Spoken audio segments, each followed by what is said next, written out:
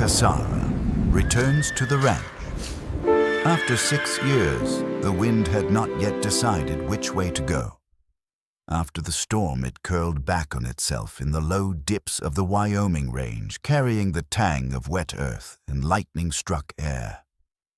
Yades Zimmerman stood by the corral rail, a length of rope in one hand. His weight settled into the balls of his boots like he'd been standing there all morning. He wasn't expecting her, not anymore. 6 years of silence has a way of sanding a man's expectations down to nothing. But then she appeared stepping out of the storm's ragged edges, with boots heavy from mud, a battered coat clinging to her shoulders, and eyes the color of worn denim, steady, yet restless, as if measuring the ground between them. She didn't come empty-handed. In her arms, a boy no more than 4 dark hair plastered to his fevered forehead, his breaths shallow against her chest. For a heartbeat, Yades forgot the rope, forgot the corral, forgot everything but the fact that she had returned. "Where's Sam?" she asked, voice low, sanded rough from windburn. Not tears, Kasara Kleiner had never been one for crying. He answered the way a man who had been living in facts, not hope, would answer, sleeping, safe inside. She gave a short nod, then looked down at the boy in her arms. "This is Silas, my son." The words landed hard in him like the butt of a rifle to the ribs. His gaze traveled over the boy's small, sharp cheekbones, the stubborn line of his mouth, traits he recognized, though he couldn't say why. Before he could ask, she filled the silence herself. His father's gone. Long gone. He gave the only nod he knew how to give, slow, deliberate. "Come inside." Her eyes flickered over his face as though weighing the invitation. But when he spoke her name, Kess, low and sure, it cut straight through the years she'd spent trying to forget this place. She stepped past him toward the house she once called home, the boy in her arms growing heavier with each breath. Seeing Sam. Again, and the truth revealed. Inside, the air smelled faintly of pine sap and old smoke the way it always had. The honeyed pine walls glowed in the light from the hearth, and in the corner, curled under a quilt on the settee, lay Sam. 10 years old now, he looked older than the last time she'd seen him, back before Ma died and before Pa's drinking had swallowed the house whole. His chest rose and fell with the easy rhythm of good sleep, his cheeks flushed not with fever, but with warmth. "You took him?" Kasara asked quietly, almost as if she didn't deserve the answer. Yades's eyes stayed on Sam. "Your pa left 3 winters ago, rode out and never came back. I found Sam alone, took him in." Her breath hitched the smallest crack in her composure. "Thank you." He stepped closer to her and Silas his palm finding the boy's forehead. "He's burning up." "I know," she said, her voice thinner now. "We got caught in the storm coming through Wind River. He started coughing last night. I tried to ride faster, but give him to me." The command was quiet but absolute. He was already moving toward the wash basin. "I'll heat water. There's willow bark in the cabinet." Kasara passed the boy into his arms, and though her muscles resisted letting go, the relief came quick and deep when she saw the way Yades's big hands moved, gentle, precise, unhurried, as he settled Silas into the bed by the fire. She remembered those hands.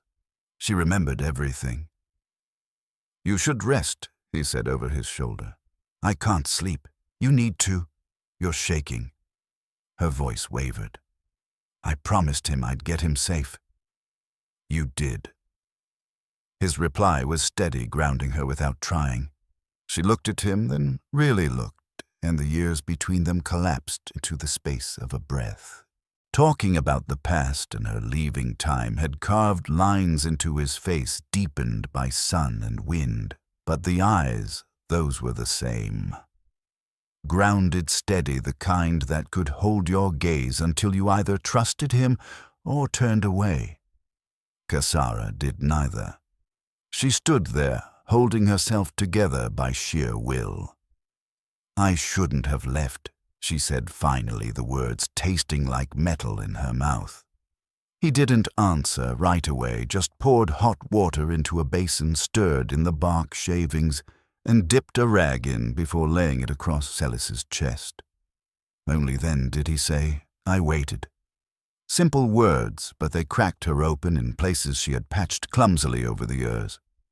She turned away, one hand pressed to the door frame. "I was 17, she rasped. Scared. My mother had just died.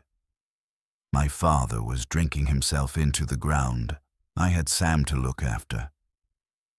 And you." Her voice faltered. "I asked you to stay." He reminded her, not accusing, just stating a fact that still lived in both of them. "I know." He crossed the room, stopping just behind her, close enough that his voice was warmer than the fire. "Why now?" She closed her eyes. "Because I had nowhere else," she said. Then softer, "and because I knew you'd still be here." His hand came to her shoulder, steady as the land outside. "I was always here." She leaned into that truth for the space of a heartbeat before stepping away. "I didn't come back to make things harder." His reply was quiet but firm. "You didn't make anything harder.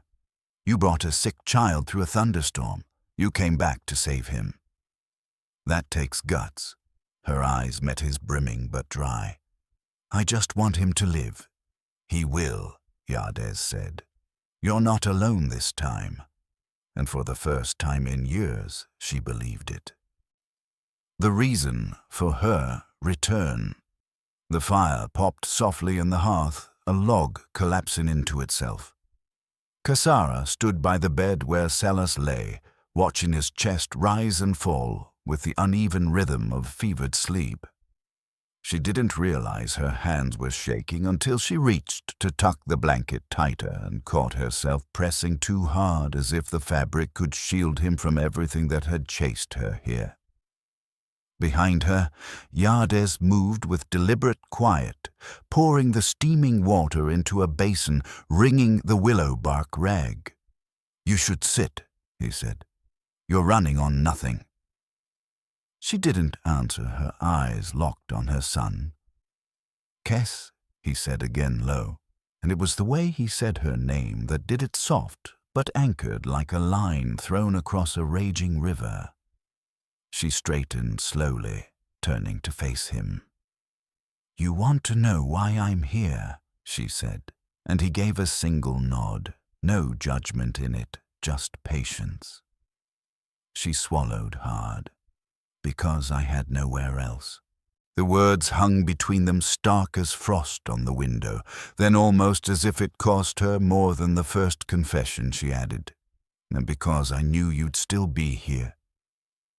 His jaw shifted, the smallest sign of something moving under his calm. "I was always here," he said simply. That truth settled heavy in her chest, not like a burden, but like a weight she had needed to feel again. She leaned into him without meaning, to the warmth of his presence cutting through the cold she'd carried for years. "I didn't come back to make things harder," she murmured. "You didn't," he said without hesitation. "You brought a sick child through a thunderstorm. You came back to save him. That takes guts." She looked at him then, and for the first time since she'd arrived, let herself believe he meant it. The porch at night.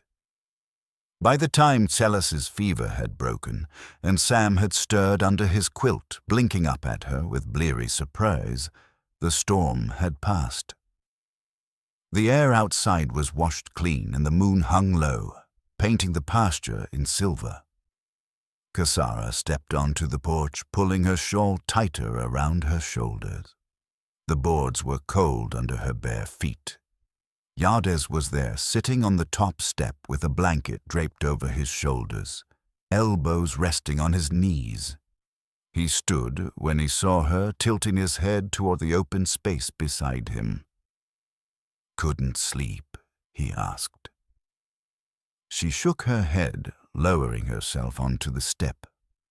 For a while they just sat, the night filled with the distant chorus of crickets and the occasional creak of the barn settling after the storm. Then he said, "I used to sit out here waiting." She turned her head. "For what?" "For you." He said the word steady but without ornament. "Every summer I told myself if you ever came back it would be in August." She gave a faint smile. "Why August?" "Because that's when you left." The answer made her throat tighten. The years between them seemed to slip away in that moment, leaving only the memory of who they had been before everything fell apart. She looked at him, the shadows on his face softening in the moonlight. "I didn't stop thinking about you." "Neither did I." They sat in that silence, the kind that only belongs to two people who have already said the most important things once and are trying to figure out how to say them again. Finally, she whispered, "I don't want to leave again." His eyes stayed on her, steady as the land under their feet. "If you leave again," he said, reaching out to pull her gently toward him, "I'm coming with you." Her breath left her in a rush, like something she'd been holding for 6 long years. She leaned into him, her head against his chest, and felt for the first time in years home. Morning. By the fence line. The next morning dawned clear, the storm's debris scattered across the pasture. Kasara stood at the edge of the field, arms crossed tight over her chest. Her skirt was still damp at the hem. Her boots pinched from the ride, but she didn't move. She watched the horses graze in the wet grass, the steam of their breath rising into the cool air. The sound of boots in the grass told her Yades was coming before she saw him. He stopped beside her, brushing the brim of his hat back. "He's resting easier," he said, nodding toward the house. "Sam's teaching him that card game he likes." She arched a brow. "The one with the pictures on the corners. He always cheated at that one." "Your brother, never Yades," said voice dry.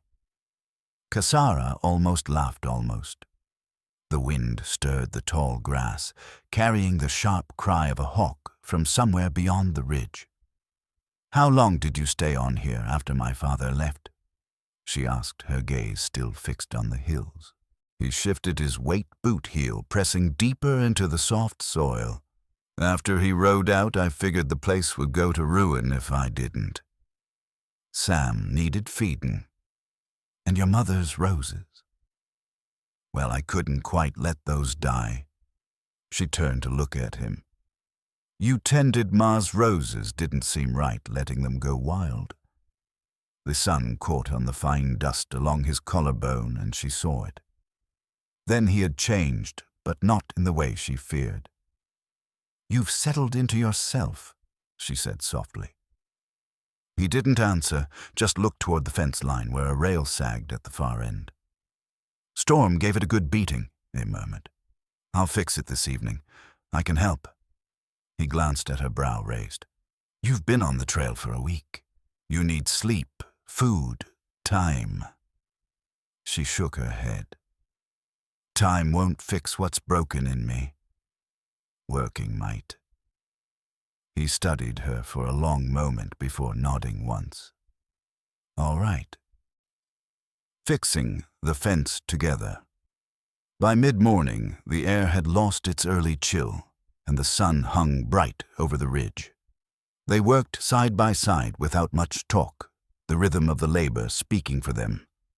Yades hauled fresh rails from the lean-to, while Kasara pried the storm-warped ones loose. The wood groaned as nails gave way, splinters catching her palms. She ignored the sting setting her jaw against the ache in her shoulders. He watched her once when she thought he wasn't looking, and there was something in his gaze she couldn't name equal parts pride and worry. By the time they had the first section, upright sweat had dried stiff in the creases of her dress. But she didn't slow. Not when her skirt snagged on a nail, not when the hammer grew heavier in her blistered hands. "You always were stubborn," Yades said finally, his voice carrying just enough to reach her over the fence post. She shot him a glance, but didn't answer, bracing the rail so he could set it into place. They finished the last stretch just past noon, the fence standing straight again, casting neat shadows across the pasture. Kasara leaned against a post, breathing deep, feeling the work settle into her bones in a way rest never could. Yades handed her the canteen, the metal cool against her blistered palm. She drank long before answering his earlier unspoken question. "I named him Celis after a preacher I met in Landa," she said. "Old man full of dust and stories. Took me in for a few weeks after he was born. Gave me a cot, didn't ask for much. Called him a solemn little fellow. Said the name suited him." Yades gave a slow nod. "It does." They started back toward the house, boots dragging through dirt, both feeling the kind of tired that left no room for regrets. A new kind of safety. The house came into view through the heat shimmer of the afternoon. Sam sat on the porch, whittling a stick into something that might one day resemble a horse, while Kellis lay curled on a quilt, nearby thumb tucked under his chin. Kasara slowed her eyes, scanning her son. The fever flush was gone, replaced by the soft pink of healthy skin. His breathing was quiet even, and it made her chest tighten with relief so sharp it almost hurt. "He won't remember today," she murmured, not looking away from him. "Maybe not," Yades said beside her, "but he'll feel it. Kids know when they're safe, even if they don't know why." She glanced up at him, then the truth of his words sinking in deeper than she expected. "You're good with him," she said. He met her gaze without hesitation. "You're better." The corner of her mouth lifted just slightly, but she let the silence swallow any reply. They moved through the rest of the afternoon in quiet harmony, her mending a tear in Sam's shirt while he checked the tack in the barn. Sam showing Celis how to flick the playing cards just so. It wasn't until dusk, when the sky bled into shades of violet and copper, that Kasara realized the day had passed without the heaviness she'd been carrying since she left years ago. In its place was something she barely recognized, the beginnings of safety, not just for her son, but for herself. Supper and the question of staying. Later, after the last light faded from the sky, Kasara washed Celis's shirt in a basin outside her. Fingers wrinkled from the cold water. She was still wringing it out when Yades's boots creaked across the porch boards. He held out a plate, beans, fried bread, and half an apple. "You didn't have to," she said. "Wasn't for you," he replied, his voice dry as the high plains. "Celis wouldn't eat unless he saw you eat first." She took the plate, biting into the bread. Hunger caught up with her fast, and she finished in silence. Fireflies blinked down by the creek, a bullfrog calling somewhere close. "You want to stay?" Yades asked, his tone making it clear it wasn't really a question. She stared at the dark line of the pasture. "Yes, but I don't know how to belong here anymore." He stepped off the porch, closing the space between them. "You've got a boy to raise, a brother to watch over, and a man who never stopped waiting." She looked up at him, the shadows hiding the heat in her eyes. "I still carry the shame of leaving." Then let it down. He set his hands, finding her waist slowly as if asking without words. Let it down for good. Her breath caught in her throat. If you leave again, he said, voice low, I'm coming with you.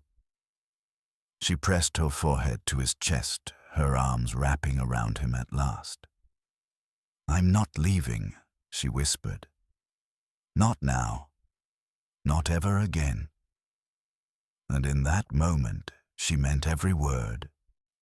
September morning, and Ruth's letter. By the time September settled over the Wyoming hills, the grass around the barn had yellowed and the mornings bit at her skin, enough to make Kasara wrap her shawl tighter. She had taken to rising early, before even the rooster slipping outside barefoot to feel the dew-soaked soil under her toes. It was grounding, an unspoken reminder that she was still here, still standing, still choosing to stay.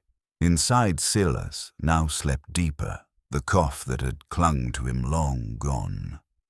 Sam had taken to calling him Shadow on account of how the boy trailed him everywhere from the chicken coop to the creek. That morning, Kasara stood at the edge of the field watching the herd stir. She heard boots on grass and didn't need to turn to know it was Yades. You always walk out here without boots, he asked. Only when the grass is kind, she replied. He stepped up beside her, holding a folded scrap of paper. Letter came through the station in Green River. Name on it's yours. Kasara hesitated, old fear creeping in, but the handwriting was not her father's. Narrower, tighter, feminine. It's from Ruth, she said, surprised. The woman you stayed with before? She nodded, unfolding the paper. Her eyes moved quickly over the words, her lips shaping them without sound. When she finished, she folded it again, holding it between her hands. She's dying, Kasara said flatly. Consumption. Says she's ready, but wanted me to know. Yades didn't offer comfort. He simply waited. She took me in after Celis was born, Kasara continued. Let me work in her kitchen, fed me when I had nothing.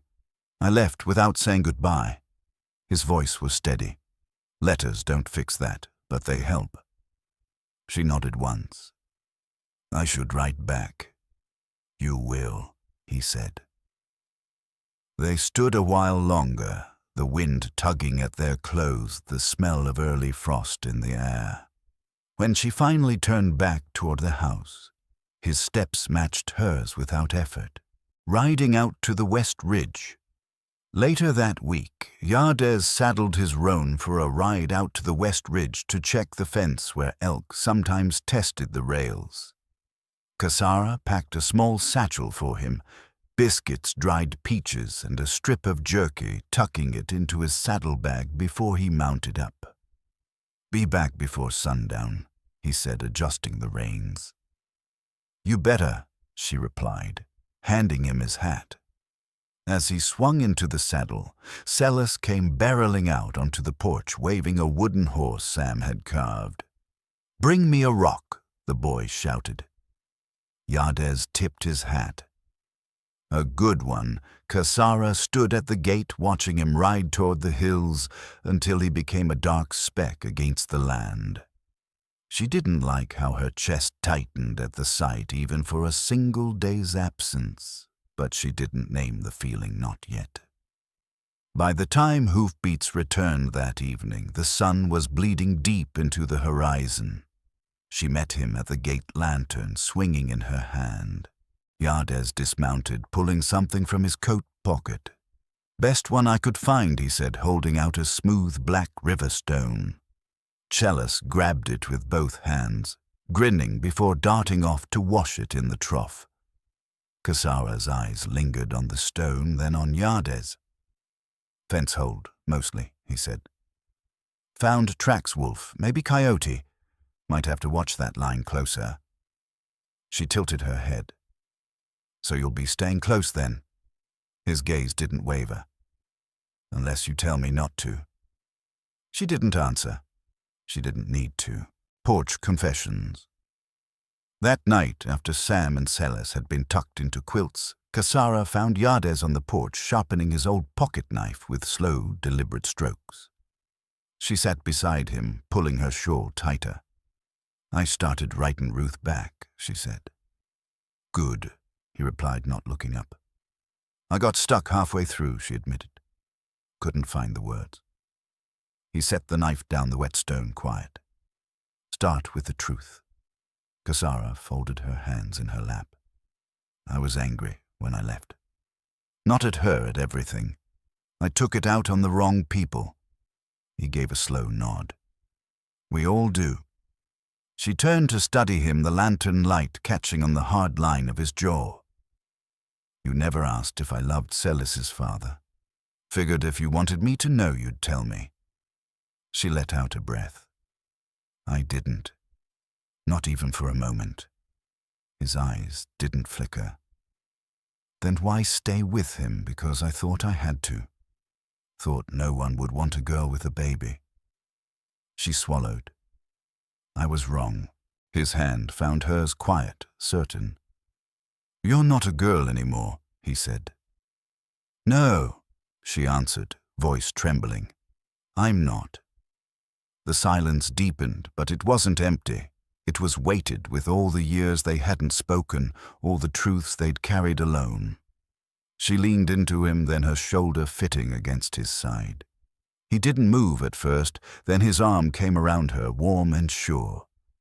"I'm scared," she whispered. "Me too. You don't act like it. I've had practice." She tilted her face toward his. "If I stay, it's not just for the boys." His voice was steady. "I know. It's for you," she said. "I know that too." And when he kissed her, it wasn't rushed. It was the kind of patience only a man who had waited with his whole heart could give. Fear and admission. The lantern light spilled in a soft oval around them, making the rest of the porch dissolve into shadow. Cassara kept her forehead against Yades's collarbone for a long moment after the kiss, feeling the slow rise and fall of his breathing. "I'm scared," she repeated the words, almost soundless this time. "I'm scared of building something I can't keep, of letting myself believe in it and watching it vanish." His thumb brushed along the back of her hand. "You don't have to be brave alone anymore," he said. She almost laughed, soft, humorless. "That's the thing, Yades. I've only ever been brave alone." He turned his head so that his voice came low and certain in her ear. "You've never been alone here." She lifted her head, then looking at him as if measuring whether to trust what she saw. The lines on his face were deeper now, carved by sun and wind, but nothing about him had shifted away from what he was: solid, steady, the kind of man who made space for you without asking you to earn it. "If I stay," she said, "it's not just for the boys." "I know." Her throat tightened. "It's for you." There was no hesitation in his reply. "I know that too." Something broke open in her, then a release she hadn't expected, like setting down a burden she didn't realize she was still carrying. He kissed her again, slower this time, as though confirming what they'd just said aloud. When they parted, she stayed close, her cheek against his shoulder, the night air cool, but no longer biting. "I don't want to be brave alone anymore," she whispered. "You don't have to be," he answered, and for the first time she believed him. Autumn's rhythm. The first frost came thin and early, tracing the troughs with a fragile sheen that cracked under Sam's knuckles when he broke it for the hens. Cassara noticed it in smaller ways, the way the horse's breath hung longer in the air, the way Kellas reached for his wool cap without being told. The land was shifting toward winter, and the ranch's rhythm shifted with it. Days began earlier, nights drew in faster. Cassara took to mending by the hearth after supper, working by lamplight while the boys played. The house, which once had echoed with absence, now held the hum of living. Yardes came in late from the pasture, more often than not, boots caked with dust or snow-melt hands, carrying the weight of the day, sometimes a bundle of kindling, sometimes a crooked horseshoe to be reshaped, once the small, still form of a bluebird he'd found under the eaves. He buried it beneath the rose bush without a word. One Tuesday at dusk, Cassara found him behind the barn, bent over the wagon yoke. "You planning to take it somewhere?" she asked. He didn't look up. "Just keeping it ready. Wood starting to split. Figured it'd come apart if I didn't get to it." She knelt beside the axle, brushing straw from her skirt. "I've been thinking about Ruth. You send the letter I did. Told her I was safe, that Silas was strong. Didn't say much else, didn't know how." He leaned back against the wheel. "You owe her anything more, I don't know. But I feel like I do." They sat in the stillness for a moment, the cold air threading between them. Then he spoke again. "Got a message from the Harper spread. Their hand took a spill breaking a colt. Asked if I'd ride out help for a few days." Cassara looked up sharply. "That far's 3 days each way? If I go, I'd be gone 2 weeks." The words stirred an old fear in her, the kind that used to send her packing with nothing but a satchel and her son.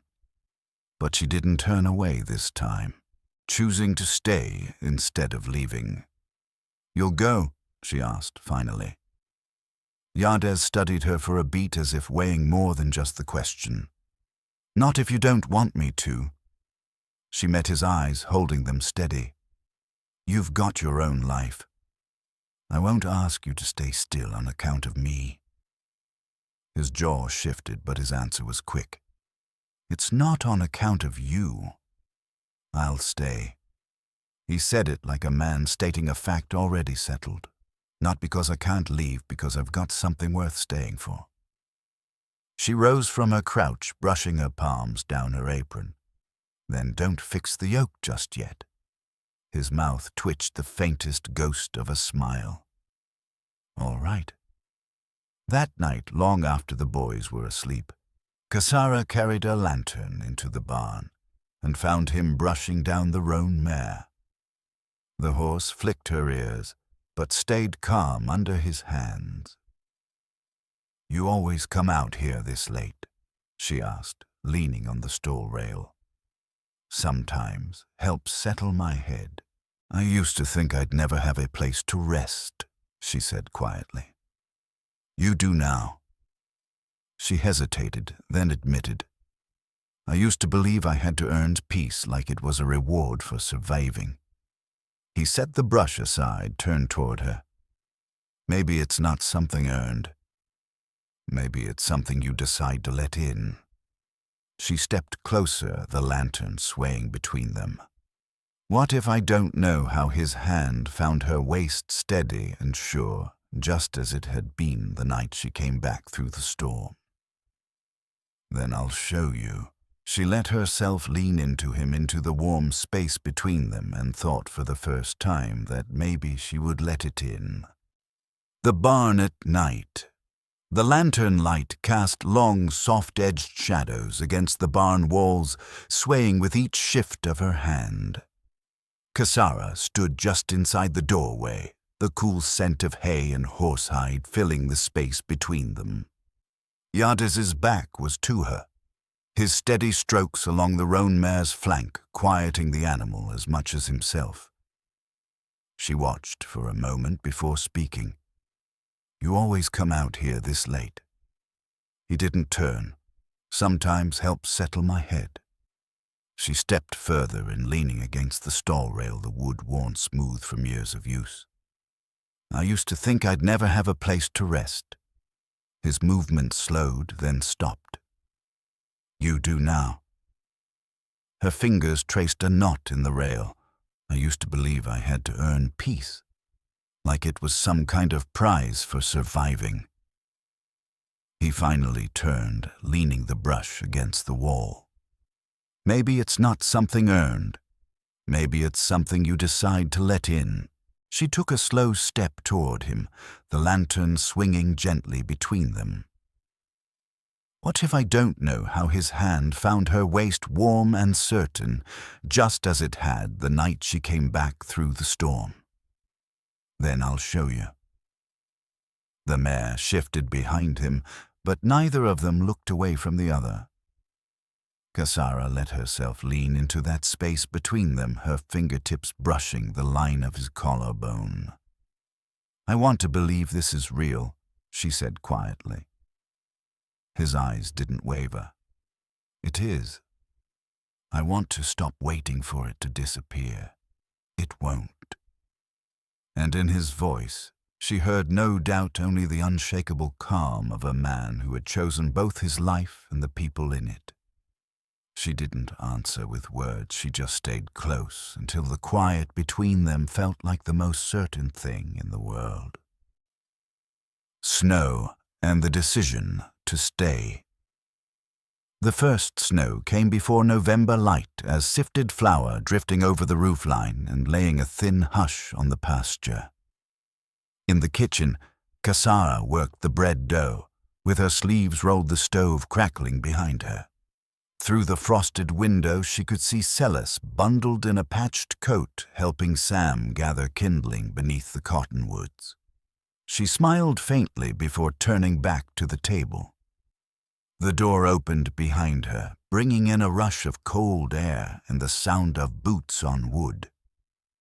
Yades brushed snow from his shoulders, leaned his rifle against the wall, and hung his coat on its peg. "We'll need to bring the chickens into the shed tonight," he said, his voice low from the cold. "I made bread," she replied, glancing at him. He loosened the red scarf from his neck, stepped into the warmth, and breathed deep. "You've been busy. I don't like idle hands. And besides, Celis eats enough now for 2 boys.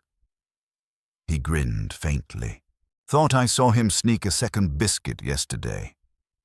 "You let him," she accused lightly. "I did." She poured him coffee, and he took it without a word, settling beside her at the table. For a long moment they just sat, the quiet between them as steady as the heat from the stove. Then she said, "I want to stay through the winter. Past that, too." His gaze didn't shift. "You already are. I mean, make it real. Not just staying because I've got nowhere else." "You're not," he said simply. She pressed her palms together. "I don't want to be a guest in my own life." His hand crossed the table to cover hers. "You're not a guest." "Not here." She held his gaze. "This land was my father's, and what he left behind was broken. But that's not what's here now," he said. She nodded slowly. "I want to build something that's mine, ours." His answer was steady. "Then let's do it." Plans for the future. That night, after the boys were asleep and the wind had picked up outside, Yades spread the ranch ledger and a few folded maps across the table. "I've been thinking," he said, tapping the edge of a paper. "This place has more land than we've been using. The north pasture could hold another 12 head come spring." Cassara crossed her arms, studying the maps. "You want to expand. I want to make it pay enough that you and the boys don't have to rely on anyone." She hesitated. "I've never relied on anyone." "I know," he said, meeting her eyes. "But you could if you wanted." The words landed somewhere deep in her chest. She stepped closer, her voice low. "And you'd be the one I leaned on if you'll let me." "You don't have to ask," he replied. She didn't speak for a moment, then reached for his hand across the table. His skin was warm from the fire. "I want to marry you," she said. The ledger and maps seemed to vanish from his attention. "You do. I don't want to wait for permission from anyone who's already gone. I want what's good and steady and true. What's standing right in front of me. Yadez's expression didn't waver, but there was a deepness in his eyes that made her pulse quicken. You sure I've never been surer. He rose slowly, pulled her close, his arms wrapping around her with a reverence that made her knees weak. Then we'll do it, he said against her temple. We'll make it right in every way. A love that stayed. The wind had not yet decided which way to go after the storm. It curled back on itself in the low dips of the Wyoming range, carrying the tang of wet earth and lightning-struck air. Yadez Zimmerman stood by the corral rail, a length of rope in one hand. His weight settled into the balls of his boots, like he'd been standing there all morning. He wasn't expecting her, not anymore. 6 years of silence has a way of sanding a man's expectations down to nothing. But then she appeared stepping out of the storm's ragged edges with boots heavy from mud, a battered coat clinging to her shoulders, and eyes the color of worn denim, steady yet restless, as if measuring the ground between them. She didn't come empty-handed. In her arms a boy no more than 4, dark hair plastered to his fevered forehead, his breaths shallow against her chest. For a heartbeat, Yadez forgot the rope, forgot the corral, forgot everything but the fact that she had returned. Where's Sam? She asked, voice low-sanded, rough from windburn. Not tears. Cassara Clean had never been one for crying. Sleeping. Safe inside. She gave a short nod, then looked down at the boy in her arms. This is Celis, my son. The words landed hard in him like the butt of a rifle to the ribs. His gaze traveled over the boy's small, sharp cheekbones. The stubborn line of his mouth traits he recognized, though he couldn't say why. Before he could ask, she filled the silence herself. His father's gone. Long gone. He gave the only nod he knew how to give, slow, deliberate. Come inside. Her eyes flickered over his face as though weighing the invitation. But when he spoke her name, Kess, low and sure, cut straight through the years she'd spent trying to forget this place. She stepped past him toward the house she once called home, the boy in her arms growing heavier with each breath. Inside, the air smelled faintly of pine sap and old smoke the way it always had. The honeyed pine walls glowed in the light from the hearth, and in the corner, curled under a quilt on the settee, lay Sam. 10 years old now, he looked older than the last time she'd seen him back before Ma died, and before Pa's drinking had swallowed the house whole. His chest rose and fell with the easy rhythm of good sleep, his cheeks flushed not with fever, but with warmth. You took him? Cassara asked quietly, almost as if she didn't deserve the answer. Your pa left 3 winters ago, rode out and never came back. I found Sam alone, took him in. Her breath hitched the smallest crack in her composure. Thank you. He stepped closer to her and Celis his palm finding the boy's forehead. He's burning up. I know, she said, her voice thinner now. We got caught in the storm coming through Wind River. He started coughing last night. I tried to ride faster, but give him to me. The command was quiet, but absolute. He was already moving toward the wash basin. I'll heat water. There's willow bark in the cabinet. Cassara passed the boy into his arms, and though her muscles resisted letting go, the relief came quick and deep when she saw the way Yadez's big hands moved gentle, precise, unhurried as he settled Celis into the bed by the fire. She remembered those hands. She remembered everything. You should rest, he said over his shoulder. I can't sleep. You need to. You're shaking. Her voice wavered. I promised him I'd get him safe. You did. His reply was steady, grounding her without trying. She looked at him, then really looked, and the years between them collapsed into the space of a breath. Time had carved lines into his face, deepened by sun and wind, but the eyes, those were the same. Grounded steady, the kind that could hold your gaze until you either trusted him or turned away. Kasara did neither. She stood there, holding herself together by sheer will. "I shouldn't have left," she said finally, the words tasting like metal in her mouth. He didn't answer right away, just poured hot water into a basin, stirred in the bark shavings, and dipped a rag in before laying it across Celis's chest. Only then did he say, "I waited." Simple words, but they cracked her open in places she had patched clumsily over the years. She turned away, one hand pressed to the door frame. "I was 17, she rasped. "Scared. My mother had just died. My father was drinking himself into the ground. I had Sam to look after, and I asked you to stay." He reminded her, not accusing, just stating a fact that still lived in both of them. "I know." He crossed the room, stopping just behind her, close enough that his voice was warmer than the fire. "Why now?" She closed her eyes. "Because I had nowhere else," she said, then softer, "and because I knew you'd still be here." His hand came to her shoulder, steady as the land outside. "I was always here." She leaned into that truth for the space of a heartbeat before stepping away. "I didn't come back to make things harder. You didn't make anything harder. You brought a sick child through a thunderstorm. You came back to save him. That takes guts. I just want him to live. He will. You're not alone this time." And for the first time in years, she believed it. The summer air was warm enough to hold the scent of sage long after the sun dipped behind the ridge.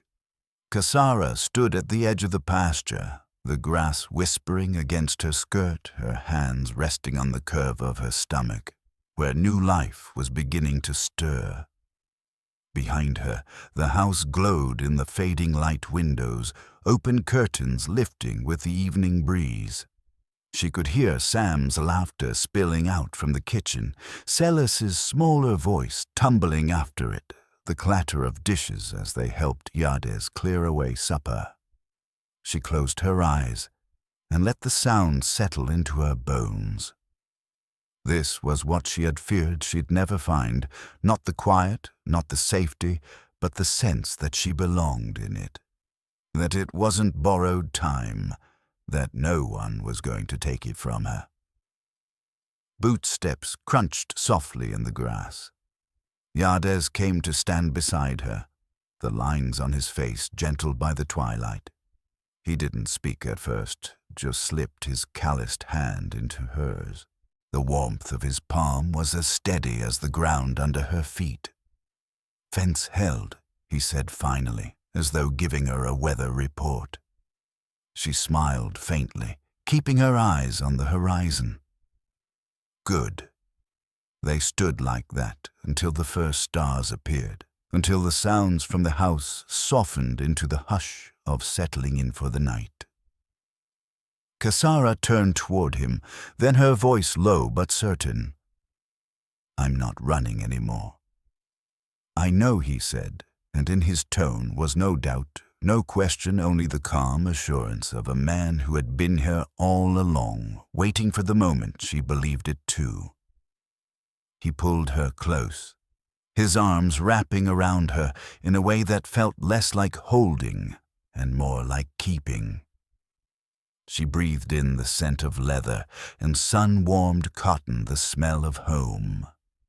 Somewhere behind them the screen door banged and Celis's voice called out for her. She turned her head, but Yades's arms didn't loosen.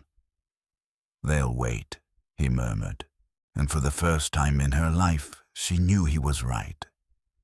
The world she had feared she could never hold was here in her hands, in the laughter drifting from the kitchen, in the heartbeat under her palm.